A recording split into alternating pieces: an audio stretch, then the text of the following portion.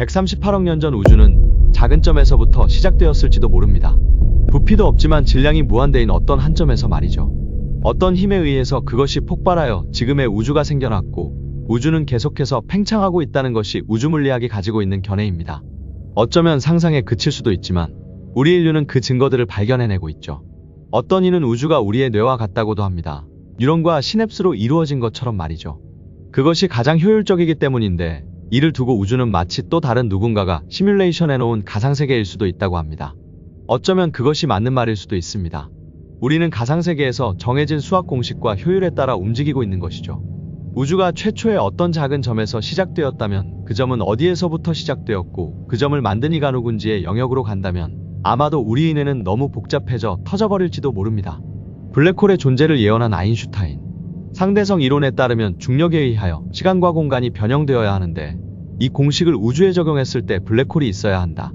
이런 생각을 하고 정리한 아인슈타인도 자기 뇌의 10%만큼만 사용했을 뿐이니 블랙홀에 대해 알아본다고 우리 뇌가 터져버리진 않겠죠. 우리는 이번 영상에서 우리의 뇌를 조금 더 사용해볼까 합니다. 초거대 질량 블랙홀을 이해하기 위해서입니다. 우리는 먼저 블랙홀에 대해 알아야 합니다. 블랙홀은 너무 많이 들어본 단어죠. 물리학을 전공하지 않았어도 천문학을 공부하지 않았어도 블랙홀이라면 어른 아이 할 것 없이 아마 거의 다 알고 있을 것입니다. 그만큼 매력적인 천체인데요. 사전적 의미는 이렇습니다. 중성자별이 되지 못한 항성이 진화의 최종 단계에서 폭발 후 수축되어 생성된 것. 강력한 밀도와 중력으로 전자기 복사, 빛을 포함한 그 어떤 것도 빠져나올 수 없는 시공간 영역. 블랙홀은 빛을 반사하지 않고 삼켜버리기에 암흑의 구멍입니다. 그리고 이러한 블랙홀들이 주위의 질량을 흡수하거나 항성을 삼키거나 자기네들끼리 융합하면서 초거대 질량 블랙홀로 성장합니다. 우주에는 많은 별이 있죠. 암흑물질로 가득 찬 우주지만 수없이 많은 별들이 반짝입니다. 그리고 그런 별들이 모여 그것도 한두 개가 아니라 수천 수억 개가 모여 은하를 이루고 그 은하가 또 수천 수억 개가 모여 우주를 이룹니다. 그리고 그 중심에 초거대 질량 블랙홀이 존재합니다. 이 블랙홀은 질량이 태양 질량의 수십만 배에서 수십억 배에 이르는 가장 큰 블랙홀입니다. 상상이 되시나요? 지구가 아니라 태양에 비교해야 그 크기를 어느 정도 가늠을 할 수 있습니다. 물론 그것조차 가늠이 안 될 수도 있죠. 이 블랙홀은 작은 블랙홀과는 다른 특징을 가지고 있습니다. 그 밀도가 아주 작을 수 있다는 것인데요. 블랙홀의 밀도는 질량에 반비례합니다. 그래서인지 사람이 초거대 질량 블랙홀에서 기조력을 직접 느낀다면 그것은 지구에서 느끼는 기조력과 다르지 않다고 여길 것입니다. 블랙홀의 사건이 지평선 부근에서 느껴지는 기조력 또한 블랙홀이 무거울수록 약해지기 때문입니다.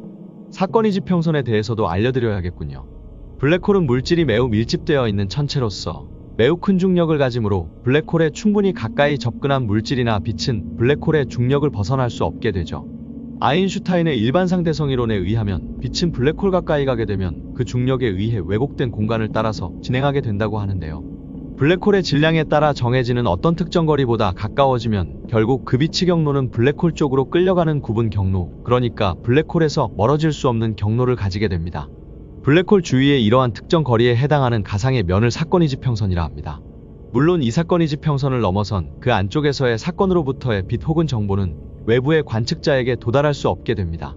어쨌든 이 사건이 지평선과 함께한 초거대 질량 블랙홀은 은하의 중심에 위치합니다. 그리고 그것은 외부 물질의 강착과 서로 다른 블랙홀 간의 충돌로 생기고 성장하게 된 것입니다. 강착 현상은 블랙홀 중심의 물질을 공급하는 주요한 메커니즘으로 작동합니다. 강력한 중력을 가지고 있는 블랙홀은 주변 물질을 끌어들입니다. 이때 원반, 소위 강착 원반이라는 것이 생겨나게 되는데요. 이것이 중심에 형성되어 주변 물질을 계속해서 더욱 끌어들이고 지속해서 그 물질을 회수하여 중심 전체로 공급하게 되는 것이죠. 즉 이를 통해 질량은 계속 증가하고 그 크기 또한 커지게 됩니다. 욕조에 물을 담아둔 후 배수구를 열었을 때 물이 나선형으로 돌면서 배수구 안으로 빨려 들어가는 것과 같습니다. 사실 이러한 강착 현상, 강착 원반은 엄청난 양의 열과 X선, 감마선을 방출하여 블랙홀의 질량, 회전 속도를 밝혀내는 데 사용되고 인류, 그러니까 인간은 이를 관측하거나 연구해 초거대 질량 블랙홀을 발견하고 있는 것입니다.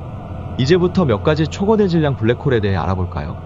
우리 은하 중심에는 이러한 크게 성장한 초거대 질량 블랙홀이 존재합니다. 태양계로부터 26,000광년 떨어진 궁수자리의 사지에이스타인데요. 궁수자리와 정갈자리의 경계에 있다고 말할 수 있죠. 궁수자리를 공전하는 별 SE의 관측을 통해 블랙홀의 존재를 알게 되었습니다. 이것은 1974년 2월 천문학자 브루스 발릭과 로버트 브라운에 의해 발견되었는데요. 궁수자리 사지에이 스타라는 이름은 브라운이 지은 것이며 들뜬 상태의 원자가 별표를 의미하게 이렇게 지어진 것이죠. 이것이 바로 찬드라 X선 관측선의 공수자리 사지에이스타입니다. 그리고 2022년 5월 최초로 그 블랙홀의 시각적 판단이 되는 가상 이미지가 공개되면서 세상 사람들이 크게 놀랐는데요. 동그란 형태로 보이는 블랙홀의 중심부는 암흑 그대로입니다. 그리고 중력에 의해 빛이 휘어들어가는 모습이 보이죠. 이는 EHT라는 국제 천문학 연구팀이 장기간 협력하여 완성한 이미지입니다. 이 이미지를 보시면 EHT 연구팀이 사용한 전파망원경들의 위치를 볼 수 있습니다. 이것들이 모여 하나의 전파망원경 역할을 한 것이고, 이는 2017년부터 관측이 시작되었습니다. 사지에이스타 주변에 있는 별들이 블랙홀을 중심으로 돌고 있는 것을 보시죠. 공수자리 사지에이스타 블랙홀은 태양 질량의 400만 배입니다. 인류가 관측한 가장 가까운 블랙홀이죠. 우리 은하를 벗어나 가장 크다고 하는 톤 618에 대해서도 알아볼까요? 이것은 머리털자리와 사냥개자리의 경계에 위치한 퀘이사입니다. 퀘이사는 블랙홀이 주변 물질을 집어삼키는 에너지에 의해 형성되는 초거대 발광체인데요. 그 중심에는 태양 질량의 10억 배 이상이 되는 무거운 블랙홀이 존재합니다. 그리고 그 주위에는 강착 원반이 둘러싸고 있으며 그 원반의 물질은 회전하면서 블랙홀로 떨어지고 있고, 이때 중력 에너지가 빛 에너지로 바뀌며 거대한 양의 빛이 나옵니다. 톤 618. 이 퀘이사는 중심에 초거대 질량 블랙홀을 품고 있습니다. 지구로부터 약 182억 광년 떨어진 곳에 있는데요. 그 질량은 태양 질량의 660억 배, 지금까지 발견된 거대한 블랙홀 중 하나죠. 태양 질량의 100억 배인 대마젤란 은하에 있는 모든 항성이 질량을 합한 것보다 6.6배가 많다고 합니다. 상상이 가시나요?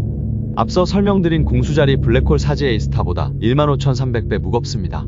이 블랙홀은 그 반지름만 무려 1950억 킬로미터로 해왕성에서 태양까지 거리의 40배 이상이 됩니다. 뿜어내는 빛은 태양의 140조 배이고요. 엄청난 광도로 인해서 주변의 은하들은 물론이고 톤 618이 속한 은하 자체의 모습도 보이지 않는다고 하네요. 블랙으로 알았던 블랙홀이 오히려 그 빛 자체로 생각된다는 점이 참 아이러니하죠. 마찬가지로 은하의 중심부에 위치한 활동은하 핵이며 강착원반에서 가열된 가스와 물질을 삼켜버리는 초거대 질량 블랙홀입니다. 이 블랙홀에서 나오는 빛이 108억 년 전의 것으로 추정된다고 하는데요. 이미지를 보시죠. 중앙의 밝은 청백색 점이 바로 탄 618입니다. 그런데 이것보다 더 큰 블랙홀이 등장했는데요. 피닉스 은하단의 중심에 있는 피닉스 A 은하 중심의 블랙홀 피닉스 A 스타입니다. 이 블랙홀은 태양 질량의 1000억 배로 추정되는데요. 계속해서 그 몸집을 불려나가고 있습니다. 매년 태양 질량의 60배의 질량만큼 무거워지고 있죠. 어쩌면 이 블랙홀이 하나의 어떤 은하보다 더 무겁기도 할 것입니다. 그리고 그 블랙홀을 통해서 은하의 수백 개의 별이 탄생하고 있습니다. 이 블랙홀의 크기를 톤 618과 비교해보시죠. 이 블랙홀의 반지름은 3000억 킬로미터 정도입니다. 광속으로 달리는 우주선을 타고 이 블랙홀을 한 바퀴 도는 데만 70일이 넘게 걸린다고 하죠. 이것은 아마도 빅뱅 직후 생성된 블랙홀일 가능성이 크며 아직도 성장하고 있습니다. 우리는 앞서 초거대 질량 블랙홀에 대해서 알아보았고, 지금까지 가장 큰 블랙홀, 그리고 새로 등장한 블랙홀이 무엇인지 알게 되었습니다. 하지만 이것은 지금까지의 관측과 추측이 가능한 부분에서 이루어진 것들입니다. 어쩌면 우주 초기에 생성된 또 다른 블랙홀이 등장하게 될 수도 있습니다. 그리고 그것은 태양 질량의 수천억 배 이상이 될 수도 있죠. 블랙홀은 우리를 우주의 공포로 몰아넣습니다. 어쩌면 우주를 상상의 영역에 넣었을 때 블랙홀은 가장 매력적인 천체일 것입니다. 영화 인터스텔라에서 마주한 블랙홀의 모습이 기억나시나요? 웅장함과 공포를 넘어서 우리를 어린아이 시절에 그 상상 어딘가에 몰아넣었죠. 빛을 포함한 그 어떤 것마저도 탈출을 불가능케 하는 블랙홀. 그 중에서도 초거대 질량 블랙홀은 가히 상상할 수 있음을 넘어선 우주 그 자체, 미스터리한 이야기의 가장 큰 페이지를 장식하고 있습니다. 나는 우주의 원리가 아름답고 단순할 것이라고 굳게 믿는다. 아인슈타인이 말했던 것처럼 때론 블랙홀을 포함한 우주의 모든 것이 단지 그냥 단순한 것이길 바랍니다. 그것이 아니라면 너무 무서우니까요.